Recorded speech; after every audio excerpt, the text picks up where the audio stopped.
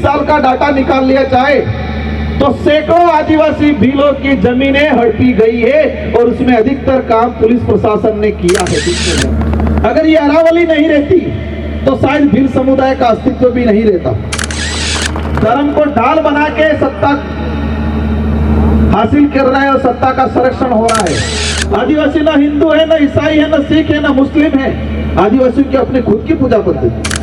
सरकार की पॉलिसी रही है, क्या पॉलिसी रही है? लोगों को शिक्षा से वंचित रखो। पूर्वी भारत के अंदर गौ माता भाजपा के लोग कह रहे खा सकते हैं, तो सहू कहीं नहीं, कुबड़वाड़ी को खा सकते हैं, दूसरी को नहीं खा सकते।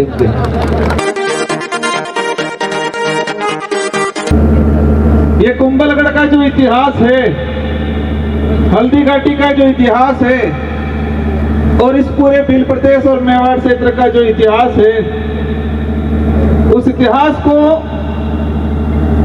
पूरे देश के इतिहास में स्वर्णिम पंक्ति में लाने का जो सौभाग्य है या संघर्ष है, वो इस पांडाल में बैठे हुए भील समुदाय के पुरखों की वजह से। आज हम इस मोड़ पे खड़े हैं कि हम एक तरफ गौरवान्वित महसूस कर रहे हैं। गौरवान्वित इस बात के लिए महसूस कर रहे हैं कि इस अरावली प्रवृत्त श्रृंखला के अंदर बप्पा रावल से लगा के 800 ईस्वी से लेके 1600-1700 ईस्वी तक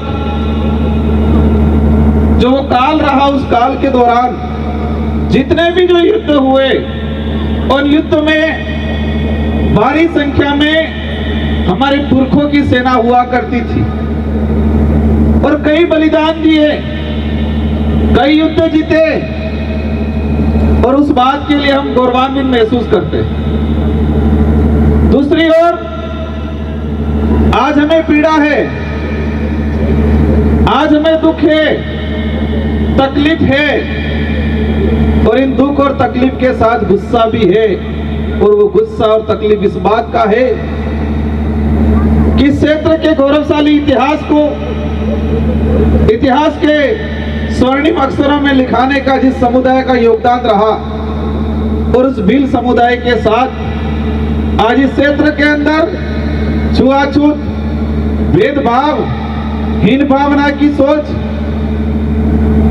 शोषण की नीति, एट्रोसिटी, हमारी बहन बेटियों के साथ गलत दुर्व्यवहार और हमारे जल जंगल जमीन को हड़पने का जो षड्यंत्र किया जा रहा है।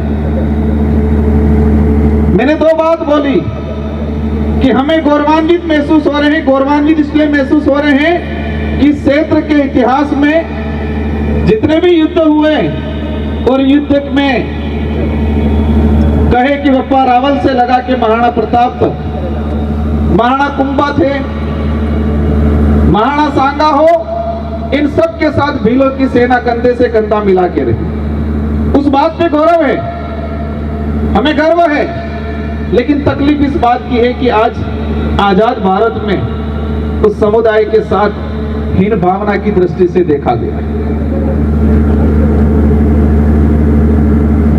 आज क्या स्थिति बन रही है? मैं कुंभलगढ़, राजसमंद, गोगुंदा इस इलाके का कभी हम न्यूज़पेपर में पढ़ते हैं कि आदिवासी समुदाय का सरपंच है, एससी समुदाय का सरपंच है, सरपंच तो भेड़ बकरी चला रहा है और कोई ठेकेदार सरपंच पंचायत चला रहा है।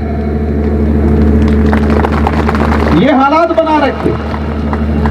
कभी हम देखते हैं कि किसी घर के आगे से कोई महिला निकली है आदिवासी और उसको मार पीट करके मार दिया जाता है। कभी हम देखते हैं कि छुआछूत, भेदभाव, शोषण की नीति से किसी के साथ एट्रोसिटी होती है।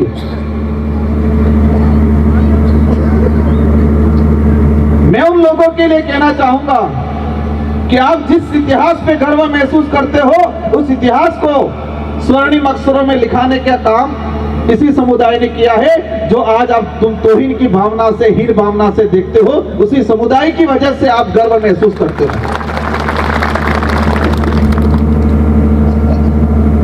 आज इस क्षेत्र का इतिहास इसलिए पूरे विश्व में जाना जाता है और उस पर गर्व महसूस किया जाता है। और इतिहास में यह कहा जाता है कि अकबर एक ऐसा आक्रमणकारी था कि पूरे देश के राजाओं को उसने अपने अधीन किया। पूरे देश के राजाओं को या तो युद्ध लड़के उनको हरा के अधीन किया, या फिर वो स्वयं समझौते के तहत उनके अधीन चले गए। लेकिन हमारे इस मेवाड़ इस क्षेत्र के लिए कहा जाता है कि एकमात्र राजा था जिसने अकबर की अधीनता स्वीकार नहीं की थी, और इनका नाम था महाराणा प्रताप। और इसीलिए इनको कहा जाता है वीर शिरोमणि महाराणा प्रताप। और आज कहा जाता है कि एकमात्र राजा थे जिसने अकबर की अधीनता स्वीकार नहीं की थी। मैं आपके सामने सवाल करना चाहूंगा, कुछ बताना चाहूंगा कि क्या महाराणा प्रताप के पास ऐसी कौन सी सेना थी, ऐसी कौन सी तोपें थी, ऐसे कौन से हथियार थे कि पूरे देश के सारे राजाओं ने के पास नहीं थे, जिस वजह से वो हार मान के अकबर की अधीनता स्वीकार कर ली? क्या ऐसा था? ऐसी कौन सी फौज थी, कौन सी तोपें थी कि जो अकबर की सेनाओं को भगाने में काम आई? कौन से ऐसे हथियार थे जो पूरे अखंड भारत के दूसरे राजाओं के पास नहीं थे? महाराणा प्रताप के साथ भीलों की सेना थी, और वो भीलों की सेना इस अरावली प्रबल श्रृंखला में गुरिल्ला युद्ध पद्धति को जानती थी। और गुरिल्ला युद्ध पद्धति से हमने खानवा से लगा के अधिकतर युद्ध जीतने का काम किया। महाराणा प्रताप के सामने कौन आया था? अकबर का सेनापति आया था जिसका नाम था मान सिंह।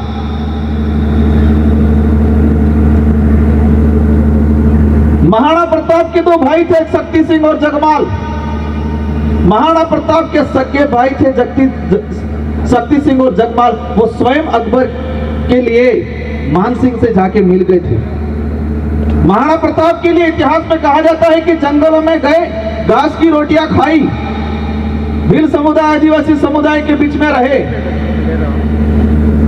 वो घास की रोटियां क्या थी?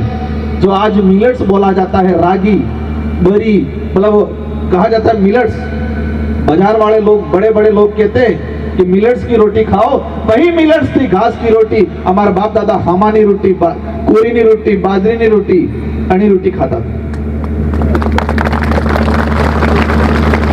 हम इतिहास के पन्नों में पढ़ते हैं, वीर विनोद में पढ़ते हैं कि महाराणा प्रताप जब जंगलों में या युद्ध की तैयारी के लिए या कहीं जाते थे, प्रवाह करते थे, ठहरते थे, तो इनके 4 प्रहर हुआ करते थे। 4 प्रहर मतलब चारों दिशा में उनके सैनिक पहरेदारी करते थे कि कोई दुश्मन आ तो नहीं रहा है।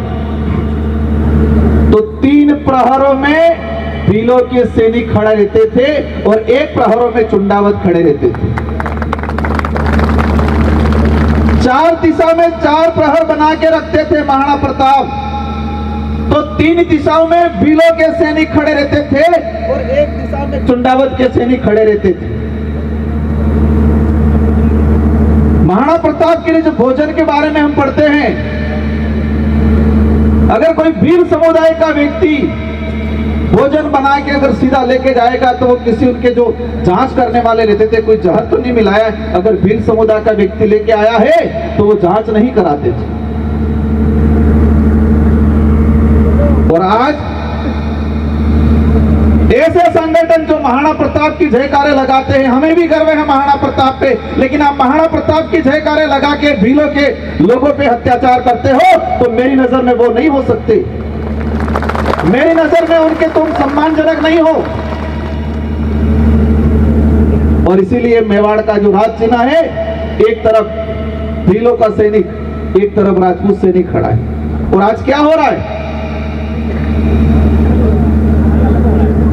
महाराणा प्रताप प्रताप के साथ उनके भाई शक्ति सिंह और जगमाल नहीं थे, उस समय भील आदिवासी खड़ा था उनके लिए। और मैं आज तक का इतिहास उठा के देख लो कि सेना अधिकतर किस लिए भर्ती होती है? तनख्वाह के लिए। तो मानसिंह की सेना हो या इस अखंड भारत की किसी भी राजा की सेना हो, औरंगजेब की सेना हो, अकबर की सेना हो, अधिकतर सेना तनख्वाह पे आती थी। या किसी छोटे राजा की टुकड़ी आती थी तो वो जागीरदारी मिले यूं करके आती थी। लेकिन महाराणा प्रताप के साथ तनख्वाह वाली सेना नहीं थी, स्वाभिमान वाली सेना थी, और वो अधिकतर भील समुदाय के साथी थी। क्योंकि तनख्वाह वाली सेना होती तो हम हल्दीघाटी का युद्ध नहीं जीत पाते। स्वाभिमान के लिए लड़े थे, इस भूमि के लिए लड़े थे। और क्या स्थिति बना रखी है? अगर भील समुदाय हो, दलित समुदाय हो, इस क्षेत्र के अंदर रहने वाला कोई भी पिछड़ा समुदाय हो, अगर उनके साथ हीन भावना, उनके साथ शोषण की नीति करने वाला महाराणा प्रताप को सम्मान देने वाला नहीं हो सकता वो व्यक्ति। वो उसके नाम से रोटियां जरूर सेक सकता है। मेरी नजर में वो ऐसे लोग हैं, ऐसे संगठन हैं जो मान सिंह के सोच के लोग हैं, जो शक्ति सिंह और जगमाल की सोच के लोग हैं, ऐसे लोग हो सकते हैं। हम सबका सम्मान करना चाहते हैं और जानते भी हैं और चाहते भी हैं, लेकिन खुद भी सम्मान प्राप्त करना चाहता है भील समुदाय। क्यों नहीं देना चाह रहे हो आप सम्मान उनको? आज इस क्षेत्र के अंदर जमीनें हड़पी जा रही है, लालच में लगी, शराब नशे पत्ते में डुबा के। कुंभलगढ़ इस राजसमंद की धरती पे अगर पिछले 20 साल का डाटा निकाल लिया जाए, 20 साल का डाटा निकाल लिया जाए, तो सैकड़ों आदिवासी भीलों की जमीनें हड़पी गई है, और उसमें अधिकतर काम पुलिस प्रशासन ने किया है बीच में दिलाने का काम। उदयपुर के अंदर देखा है घटनाक्रम हुआ, हत्या का मुकदमा दर्ज हुआ, 6 निर्दोष आदिवासियों को फंसाया। अलग से मुलजिम थे उनको तो फंसाया क्योंकि वो उसके हकदार थे, उन्होंने गुनाह किया था, उनको होना था। और उनके रिश्वत में क्या लिया? जमीन ही ली। ऐसे लोग वर्दीधारी जो सत्यमेव जयते की बात करते हैं, ये लोग ऐसे शोषणकारी सोच वाले लोग हैं। और ऐसी शोषणकारी सोच कहां से पनप रही है? ऐसी शोषणकारी सोच जहां से पनप रही है, वहां पर हम वार करना चाह रहे हैं और उन्हीं खान ने बंद करवानो काम करवा चाहो भारत आदिवासी पार्टी। अगर ये अरावली की पहाड़ियां नहीं होती कि तो क्या आज इस मेवाड़ को कोई विश्व में, देश में जानता? क्यों? क्योंकि अरावली पर्वत श्रृंखला की भौगोलिक परिस्थितियां जो थी, वो मुगल सैनिक और मुगल के जो सेनापति लोग थे, वो इस भौगोलिक परिस्थितियों को नहीं समझ पाए और इसीलिए वो जाल में फंसते गए और गुरिल्ला युद्ध के शिकार होते गए। गोहिल वंश, बप्पा रावल से अगर हम बात करें, 800 ईस्वी से बात करें और विशेषकर मुगल काल की बात करें 1500-1600 ईस्वी से, तो जितने युद्ध हुए सारे के सारे अरावली पर्वत श्रृंखला के बीच में हुए। खानवा का युद्ध हो, खमनोर का युद्ध हो, जितने युद्ध हुए कहां हुए? अरावली पर्वत श्रृंखला में। अगर ये अरावली नहीं होती तो शायद हो सकता है हमें कई युद्ध हारने पड़ते। और आज जिस गौरव के साथ हम तीन सीना तान के कह रहे हैं कि हम लड़ने वाले हैं और जीतने वाले, शायद नहीं कह पाते। लेकिन वर्तमान सरकार हमारी इस ऐतिहासिक भौगोलिक स्थिति या भौगोलिक जो क्षेत्र है, उसको भी खत्म करने के लिए कानून लाई है, जिसका विरोध अपन सब ने मिलकर किया। मैं बांसवाड़ा डूंगरपुर की जनता को धन्यवाद देना चाहूंगा इस मंच से, जिन्होंने मुझे जिता के लोकसभा में भेजा। और मैं अपने आप को गौरवशाली महसूस करता हूं कि जब अरावली पर्वत श्रृंखला को लेकर सुप्रीम कोर्ट ने 20 नवंबर 2025 को फैसला दिया, मेरी जानकारी में 25-26 नवंबर के आसपास आया और 3 दिसंबर से मैंने लोकसभा में इसको लगाने का प्रयास किया और शायद 15-16 नवंबर के आसपास, दिसंबर के आसपास अरावली पर्वत श्रृंखला को लेकर सरकार की सिफारिश में सुप्रीम कोर्ट का जो फैसला आया, उस फैसले का सबसे पहले विरोध करने का काम आपकी भारत आदिवासी पार्टी के सांसद राजकुमार रोड ने किया लोकसभा के अंदर। और मैंने आह्वान किया था, मैंने जितने जो क्षत्रिय संगठन बने हुए हम सबसे आह्वान किया था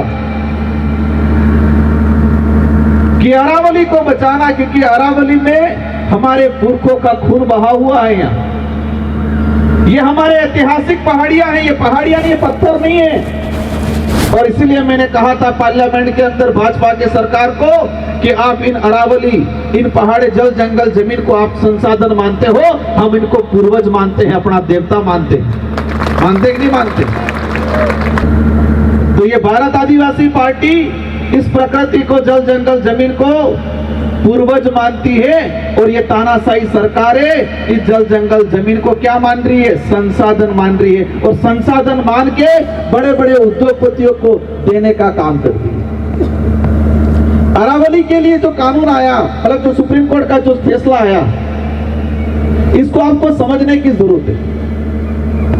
अगर ये अरावली नहीं रहती तो शायद भील समुदाय का अस्तित्व भी नहीं रहता। और भील समुदाय की अगर बात करें हम लोग, तो अरावली पर्वत श्रृंखला जो गुजरात है, इसके बाद विंध्याचल में टच में चले गए, महाराष्ट्र, मध्य प्रदेश से इसी इलाके के अंदर है। विशेषकर सरकार कह रही है कि 100 मीटर से ऊपर वाली जो पहाड़ी है उसी को अरावली मानेंगे, 100 मीटर के नीचे वाली है उसको अरावली नहीं मानना है।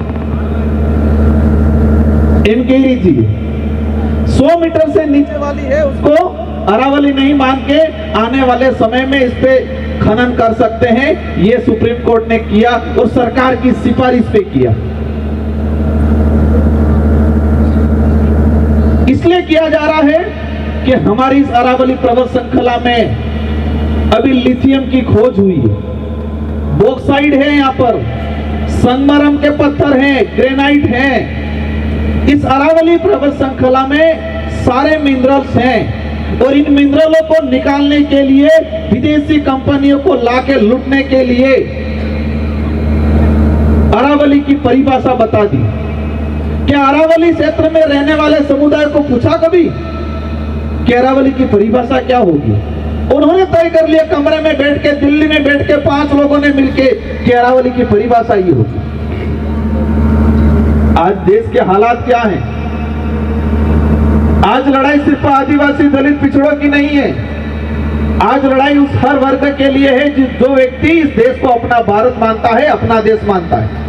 धर्म को ढाल बना के सत्ता हासिल कर रहा है और सत्ता का संरक्षण हो रहा है, तो नुकसान किसको होगा? लड़ेंगे कौन आपस में? ढाल ढाल। हमारा धर्म कोई विषय नहीं है, वो आस्था का विषय।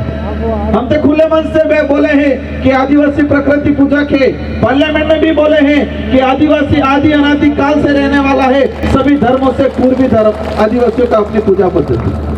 आदिवासी ना हिंदू है, ना ईसाई है, ना सिख है, ना मुस्लिम है, आदिवासियों की अपनी खुद की पूजा पद्धति। लेकिन अपने अर्धा ईसाई, अर्धा हिंदू, अर्धा जैन, अर्धा बौद्ध, अर्धा मुस्लिम अलग अलग राज्यों में अलग अलग बैठ के आपस में लड़ना शुरू कर दिया। आज जो स्थिति बनी हुई है देश के अंदर, जितने जो मिनरल्स हैं विदेशी कंपनियां आके निकाल रही है। और हो कहीं हम वंदे मातरम पे चर्चा कराएंगे, हम राष्ट्र देश मतलब देशभक्ति है। एक सिंपल सी बात समझनी पड़ेगी कि आपके घर में अनाज है, उस अनाज को आप सारा बेच दे रहे हो साथ। अभी गेहूं पका, गेहूं 25 रुपए में जाएगा, सारा का सारा आपके घर में था, सारा बेच दिया। आपको 6 महीने बाद वापस लेने जाओगे, वो गेहूं कितने मिलेगा? 30 रुपए मिलेगा कि नहीं मिलेगा? 40 रुपए मिलेगा कि नहीं मिलेगा?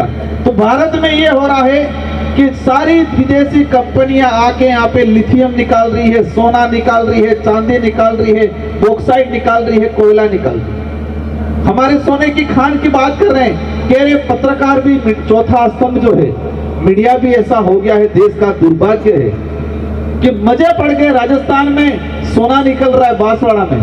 कहाँ की कंपनी है? शायद ऑस्ट्रेलिया की कंपनी।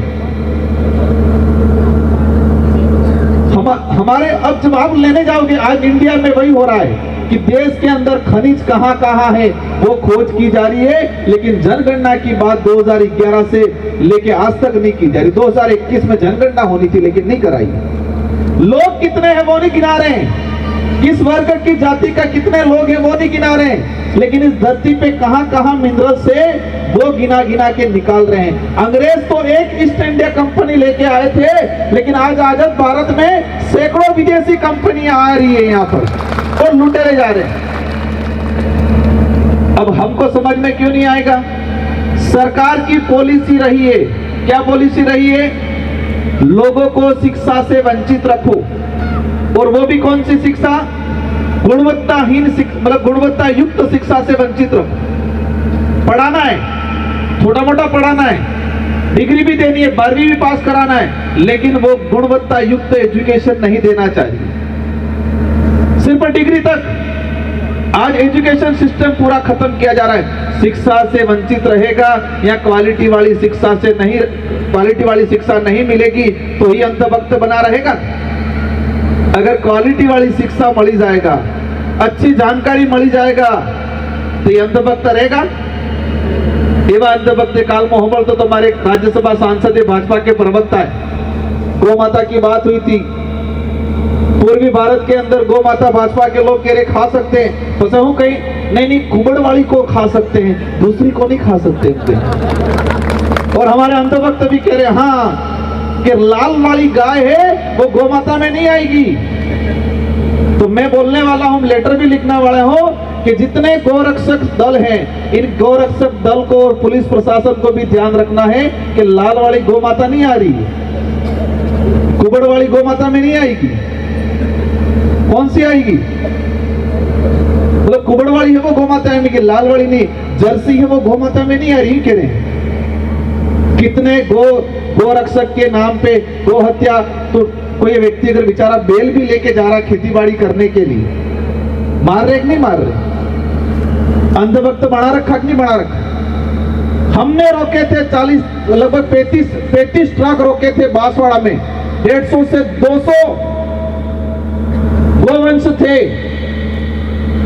और वो सरकार की श्रेय से जा रहे थे। महाराष्ट्र बांसवाड़ा में हमने रोके थे, हमारे साथी गए थे और उसमें कुछ गोरक्षक साथी भी आए थे। उन गोरक्षक साथियों को धन्यवाद देना चाहूंगा। हम लोग की भी गए थे, मैं भी मदद करने गया, सरकार चुप रही।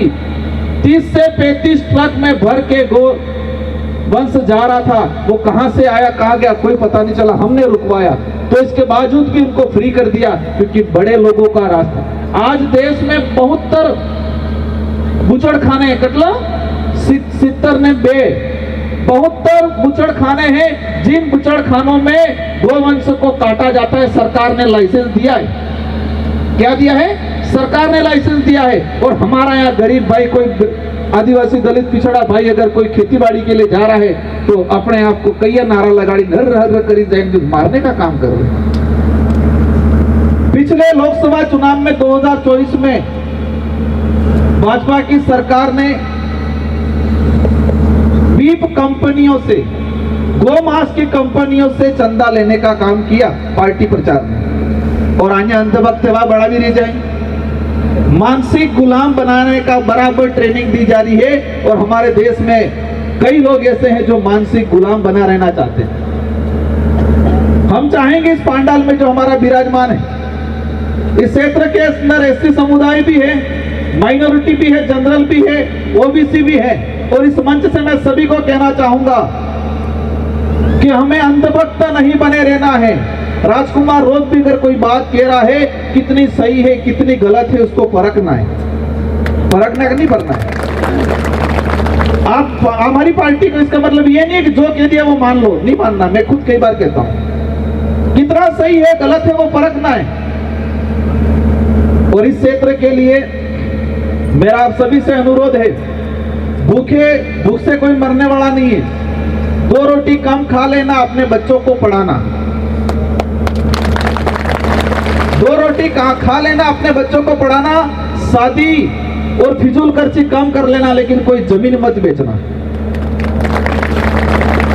जमीन मत बेचना और बच्चों को शिक्षा देना। फिजूल खर्चे वाली चीजों में, इस पाखंड वाली चीजों से हमें बाहर रहना है, तो ही हम हमारे आने वाले समय में हमारे समुदाय का, इस क्षेत्र का भला कर पाएंगे। और कुंभलगढ़ के जो किला है, उस किले के अंदर जो बस्ती है, जो 300-400 सालों से लोग वहां रह रहे हैं, उनके जमीन के पट्टे को लेके इशू आ रहा है। अवश्य मैं और हमारे विधायक इस बात को आगे उठाएंगे।